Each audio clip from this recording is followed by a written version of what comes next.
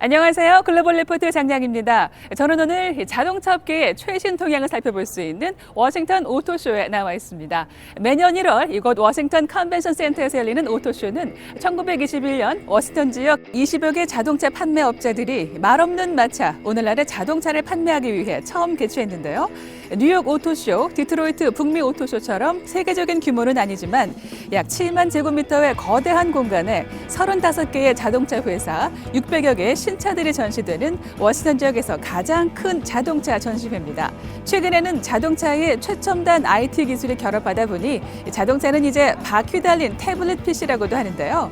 넓은 국토 면적으로 인해 자동차 없이는 일상생활이 힘든 미국이다 보니까 미국인의 차에 대한 사랑은 남다릅니다. 미국은 자동차의 나라라는 표현이 무색하지 않게 오늘 전시장에도 남녀노소 할 것 없이 최신 자동차를 구경하고 직접 시운전도 하기 위해 나온 관람객들로 넘쳐나는데요. 올해는 스포츠형 다목적 차량과 고급차, 친환경차가 자동차 시장의 화두가 될 것이라고 합니다. 2020년 워싱턴 오토쇼는 1월 24일 개장해서 2월 2일까지 열립니다. 다양하고 깊이 있는 세계 소식 글로벌 리포트 지금 시작합니다.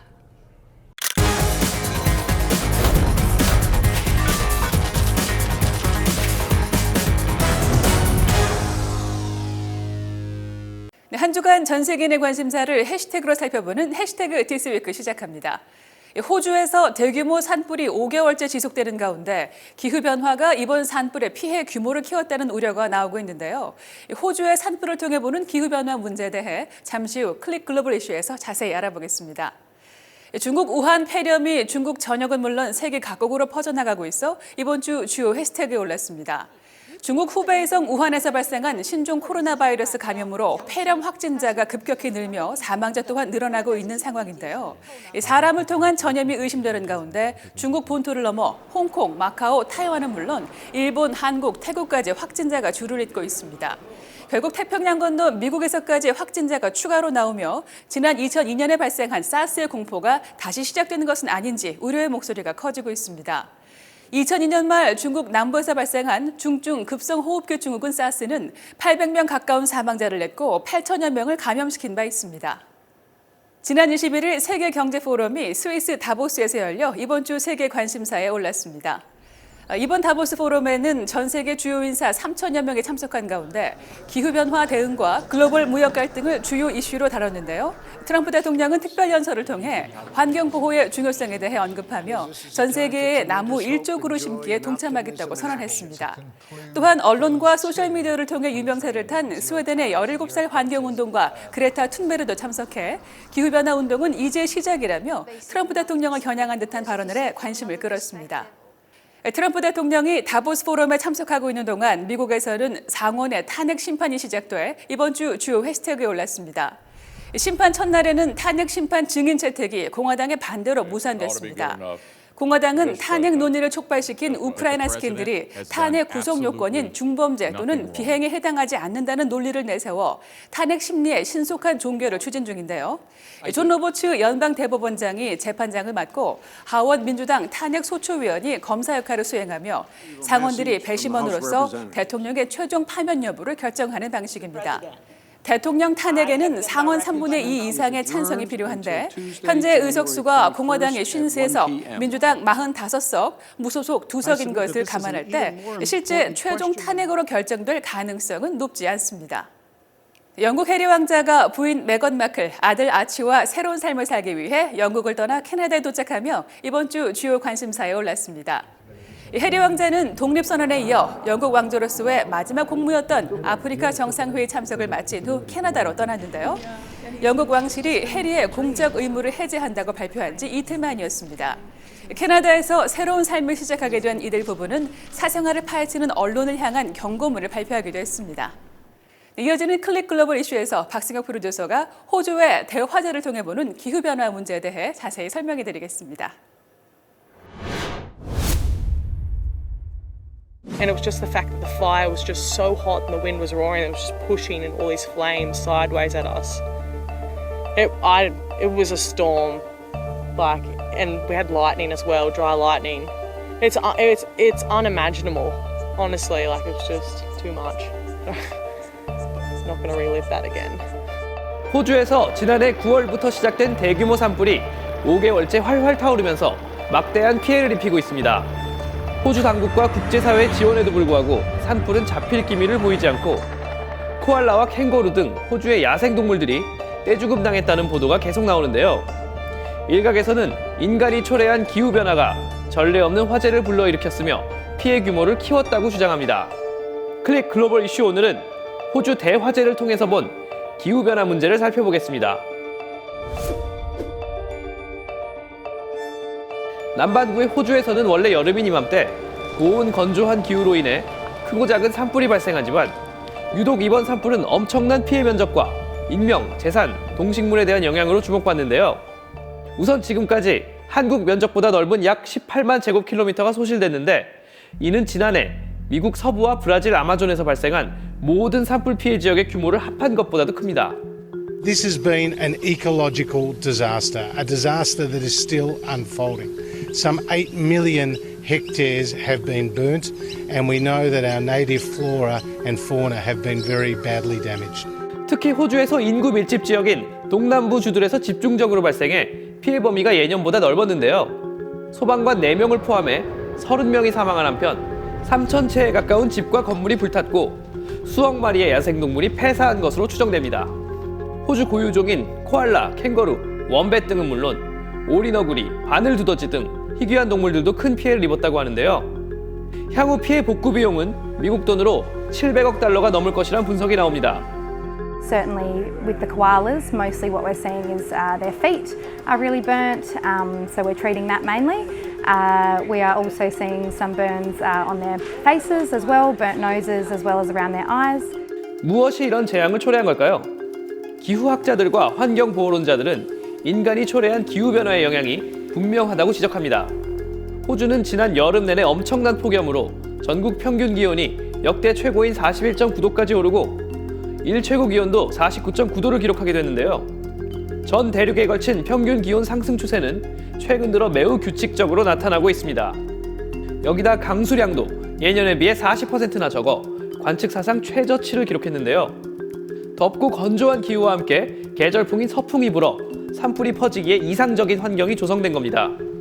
이 상황에서 마른 번개나 합선 등의 요인으로 불이 나면 바짝 마른 풀을 타고 불길이 빠른 속도로 번져 순식간에 온 나라를 덮어버린 건데요. 더 우려스러운 점은 4월까지 이런 날씨가 지속돼 앞으로 석 달 이상 산불 위험이 상존한다는 겁니다. Australia's climate has warmed by just over 1 degree C since 1910, leading to an increase in the frequency of extreme heat events, and heat obviously does play a role in fires. There has been a decline of around 11% in April to October rainfall in the southeast of Australia since the late 1990s. 정리하자면 기록적인 폭염, 광범위한 가뭄, 여름 남반구의 강한 서풍 등 기존 자연현상이 기후변화의 영향으로 더 자주, 더 강하게 나타나면서 산불 발생 최적의 조건이 만들어진 것이죠. 더구나 이번 산불이 뿜어내는 유해물질이 2,000km 바다 건너 뉴질랜드의 하늘을 뒤덮었고 태평양 건너 남미까지 날아가고 있습니다. 이번 사태로 기후변화에 더 적극 대처해야 한다는 일부 환경론자들의 주장이 설득력을 얻고 있는데요. 호주에서는 기후변화 대책을 촉구하는 여론이 이전보다 훨씬 높아졌고 21일 스위스 다보스에서 개막한 세계 경제 포럼에서는 세계 지도자와 부자들에게 기후변화 대처를 촉구하는 시위가 열리기도 했습니다. Our house is still on fire. Your inaction is fueling the flames by the hour. And we are telling you to act as if you loved your children above all else. 가장 눈에 띄는 변화는 스콧 모리슨 호주 총리가 직접 기후변화에 맞서 행동해야 할 필요성을 언급한 건데요. Whether it was this season or last season, there was the view that we're living in longer, hotter, drier summers. This is obviously affected by the broader changes in climate. There's no lack of acknowledgement of that. You'll find that in all the government's policy statements. 친기업 성향의 모리슨 총리는 2달 전까지만 해도 산불은 매년 일어나는 자연재해일 뿐 올해라고 특별히 더 나쁜 것은 아니다 라며 기후변화의 영향은 경시하고 업계 기득권을 대변하는 듯이 말했습니다. 그러나 피해가 커지면서 여론의 문매를 맞았고 산불 피해 마을을 방문한 자리에서는 소방관과 주민들에게 굴욕을 당했죠. How come we only had 4 trucks to defend our town? Because our town doesn't have a lot of money, but we have hearts of gold, Mr. Prime Minister. Nah, you're an idiot, mate. You really You are. won't be getting any votes down here, buddy. You're an idiot. Who votes liberal around here? Nobody. No liberal votes. You're out, son. You are out. Good night, See you, mate. Bye. 하지만 기후변화가 현실임을 인정하더라도 대비책을 세우기가 현실적으로 쉽지 않다는 지적이 계속 나옵니다. 호주의 경우 당장 경제의 핵심적인 역할을 하는 석탄업계를 고려하지 않을 수 없는데요. 지구 평균 기온의 상승을 막으려면 석탄에서 나오는 배출가스를 줄여야 하고 장기적으로는 석탄을 대체할 에너지원을 찾아야 하기 때문입니다. 세계 석탄 수출 2위, 석탄 매장량 4위인 호주는 나라 경제가 받을 타격을 줄이면서 동시에 석탄 의존을 줄여야 하는 모순에 처했습니다. 미국 등 다른 나라들도 이미 수십만 명이 종사하는 기존 에너지 업계를 무조건 죄악시하고 외면할 수만은 없다는 입장인데요. 현재의 안정과 미래의 지속 가능성을 모두 충족하는 현명한 정책이 절실한 상황입니다.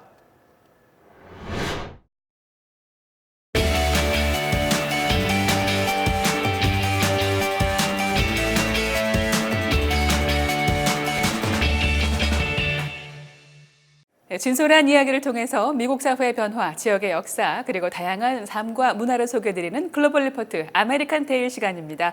이은신 프로듀서 함께합니다. 안녕하세요. 안녕하세요. 네, 오늘은 또 어떤 이야기를 소개해 주실 건가요? 네, 48년의 역사를 자랑하는 세계 최대 열기구 행사 뉴멕시코주 앨버커키 국제 열기구 축제 현장을 살펴보려 합니다. 48년이면은 거의 반세기인데요. 어떻게 시작됐는지 궁금하네요. 네, 사실 처음 시작은 지역 라디오 방송국의 개국 50주년을 기념하기 위해 참가자 12명으로 시작한 행사였는데요.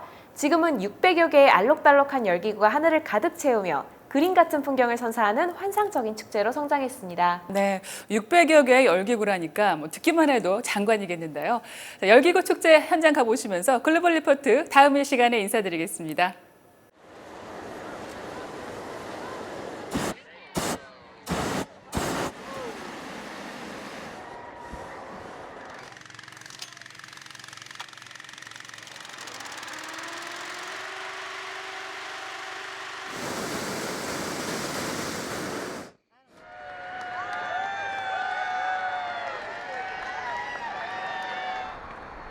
Morning. How you doing?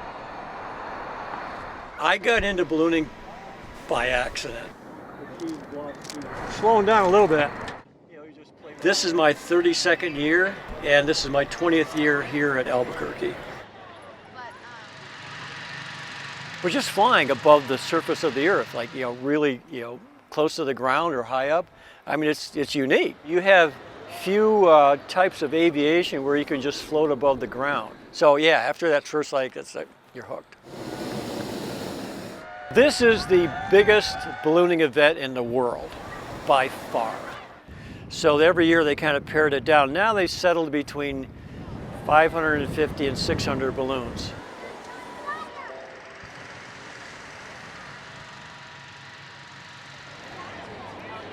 I've been coming out for 40 years since I came out here for college, and it's fabulous every single time. You can't beat it. It screams New Mexico. I don't know another place that has something remotely close to this. It's almost like a tradition to come over here and meet it, so every New Mexican knows that it's the balloon time.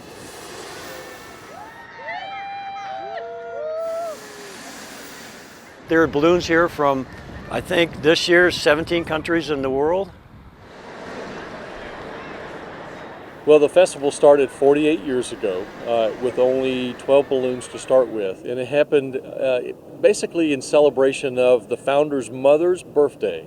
And so here we are 48 years later, but I would imagine that we're going to be somewhere between 800,000 and 1 million over the 9-day period of the festival. The balloons themselves are located in a large launch field, but the crowd can go right up to them and touch them. I am inspired by it. One of the things that I heard yesterday, which really touched my heart, was a young boy telling his mother, "This is the best day ever." And so when you hear things like that, it just kind of puts it all in perspective, and it makes you feel like you're doing a good thing.